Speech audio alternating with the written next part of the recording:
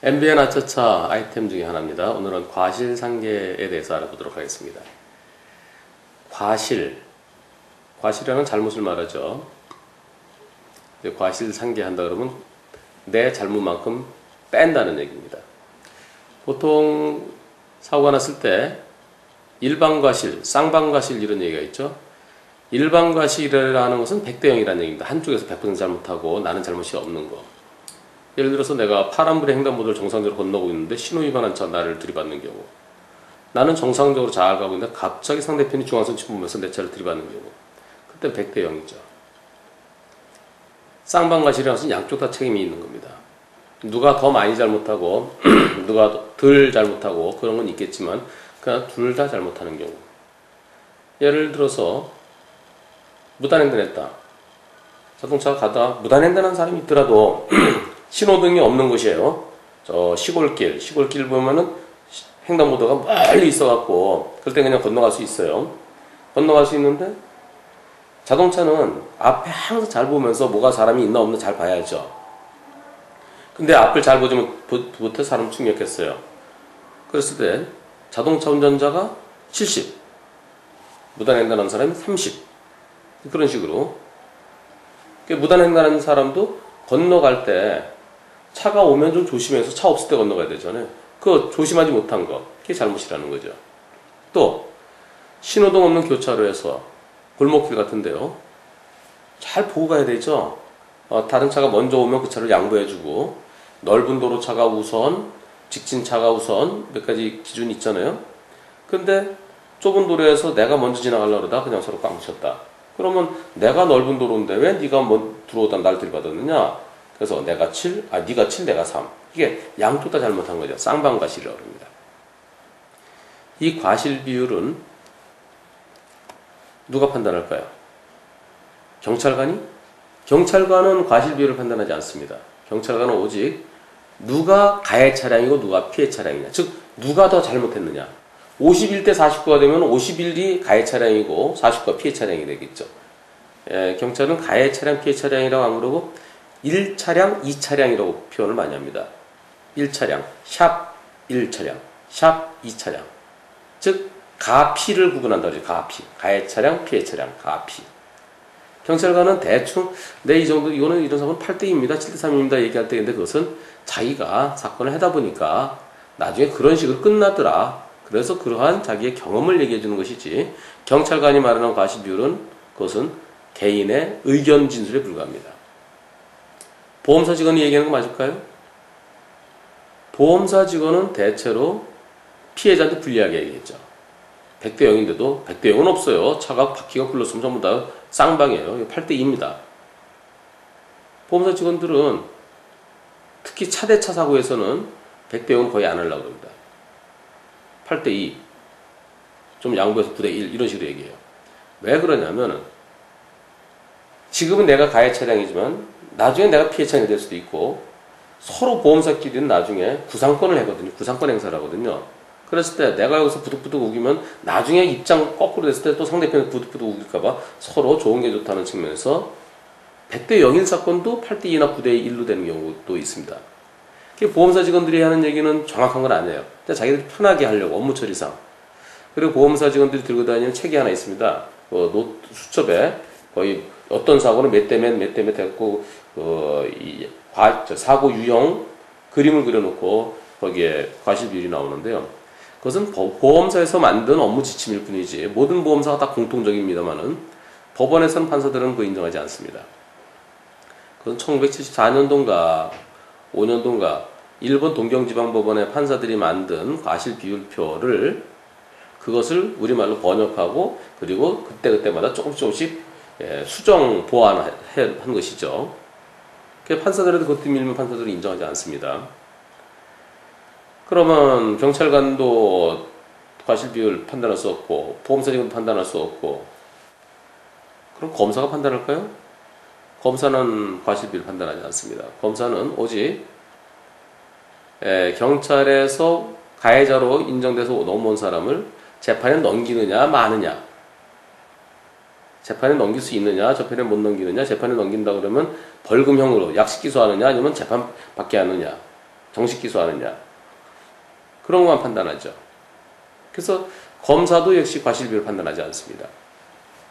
형사사건을 재판하는 판사가 과실비율 판단할까요?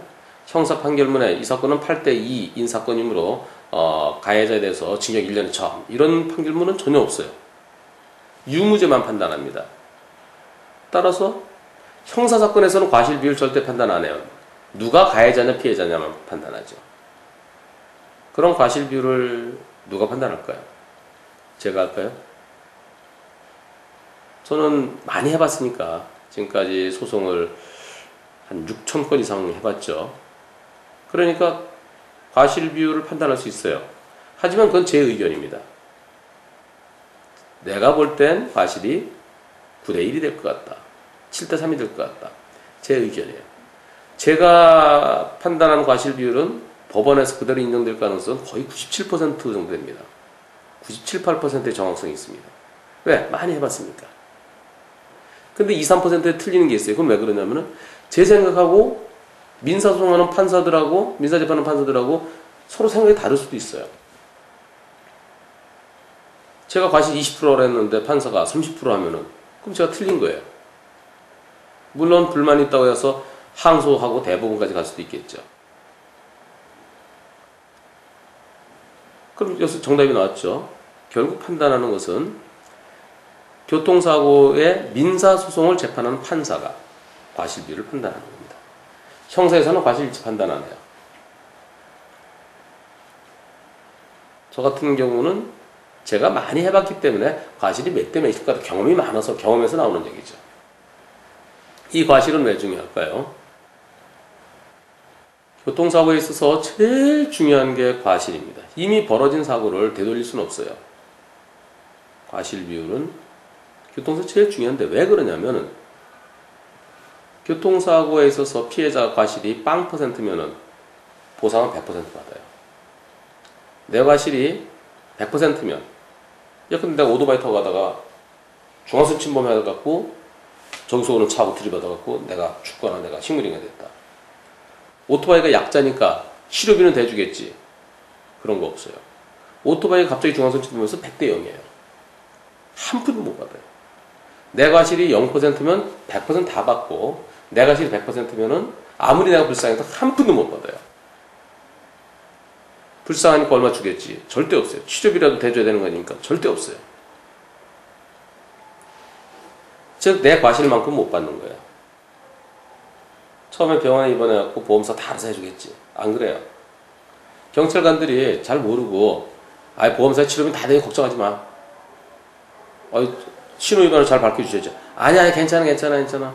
당신이 저 신호위반일 때 차대 찾기는 100대 0이지만 횡단보도 건너다 사고 당했을 때 그때 빨간불에 무단 횡단이면은 내 과실 60% 기본이고 파란불 깜빡깜빡 할 때 건너다가 중간에 신호가 빨간불 바뀌었으면은 내 과실 30 내 40이고 내가 파란불에 건넜으면 내 과실 0%입니다. 그런데 누가 신호위반했는지 모를 때 특히 내가 사망했다 그러면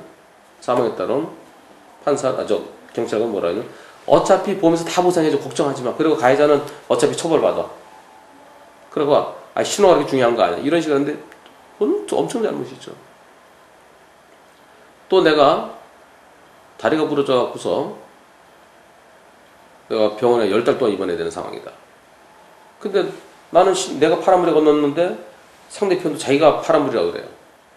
그랬을 때 신호가 무엇인지 밝혀주십시오라고 하면 경찰관은 보험사에서 치료 다 해주니까 그거 뭐 신호 그게 뭐 중요하겠어? 이런 식으로 하는데요. 내가 신호 위반했으면 60% 내가 잘못이 기본적으로. 내 잘못한 만큼 못 받고 내가 예를 들어서 1억 원을 받아야 된다. 그런데 내 과실이 60%면 4천만 원밖에 못 받아요. 그것으로 끝나는 게 아니죠. 보험사 치료비 대주죠.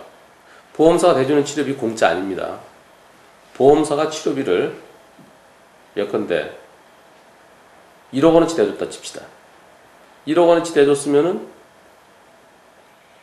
일단은 대주는데 나중에 합의합시다라고 하면 정산을 해야 돼요.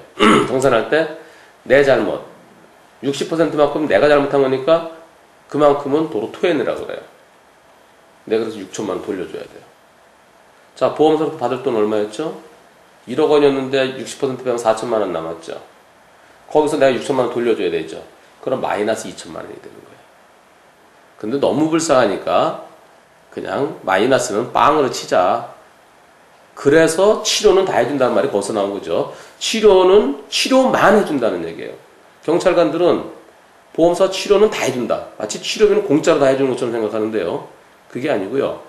내 과실만큼 받을 것도 못 받고 보험사 내준 치료비에 대해서도 내 과실만큼은 나중에 다 빼요. 빼고 나면 남는 거 하나도 없을 수 있죠. 그래서 제일 중요한 게 과실입니다. 과실은 언제 판단되나요? 마지막에 민사재판할 때 판단되나요? 그게 아닙니다. 처음에 사고 났을 때 경찰관의 사고 조사하는 그 순간에 과실이 판단됩니다. 나중에 판사는 오직 경찰관이 작성한 그림, 실황조서, 그것과 경찰관이 가해자, 피해자, 목격자 진술해놓은 것, 조사해놓은 것, 그것에 의해서만 과실 판단합니다. 나중에 형사사건이 끝난 다음에 어디서 무슨 사설감정 해갖고 온다든가 뒤늦게 목격자 때려온다든가 그런 거 믿어주지 않습니다. 처음에 경찰에 조사할 때 제대로 조사되게 해야 됩니다. 근데 피해자가 죽었거나 피해자가 식물인간 됐으면 피해자는 말 못하죠. 가해자의 일방적인 진술에 의해서만 진행되면은 피해자한테 엄청 불리하게 될 수도 있습니다. 그래서 피해자가 불리하지 않으려면은 목격자 확보를 해야 되는데 피해자 죽었는데 목격자가 어떻게 확보를 해요? 목격자 확보 어렵습니다. 그리고 남의 일에 끼어들기 싫어합니다. 목격자보다 더 확실한 거 CCTV. 그 현장 부근에 CCTV를 빨리 확보해야 돼요. 시간 지나면 CCTV 지워집니다. CCTV 확보해야 되고 내 차에 블랙박스가 있다면 그게 제일 좋죠. 블랙박스 그게 가장 확실한 증거입니다. 블랙박스만 있다 그러면은 억울하지 않을 수 있습니다. 이미 벌어진 사고 되돌릴 수 없어요. 이미 내가 죽거나 내가 다쳤으면은 내가 치료를 해야 되고 그리고 내 가족들 먹고 살아야 될 거 아닙니까? 그거 블랙박스 20만 원짜리 하나 달아두면은 억울하지 않게 그래도 보상이라도 제대로 받을 수 있을 텐데 블랙박스 없으면은 한 푼도 보상받지 못할 수도 있습니다. 과실과 관련해서 저는 모든 차에 블랙박스 장착을 의무화시켜라. 정부에서 나서서 블랙박스를 장착시키고 그리고 이유 없이 블랙박스를 달지 않거나 작동시키지 않으면 그럼 네가 잘못한 쪽으로 그쪽에다 불이익을 주는 쪽으로 떳떳하면 왜 블랙박스를 안 내놓느냐 이렇게 법을 만들어라 라는 얘기까지 하고 싶습니다. 자, 과실 관련해서 하나 정리 마치겠습니다.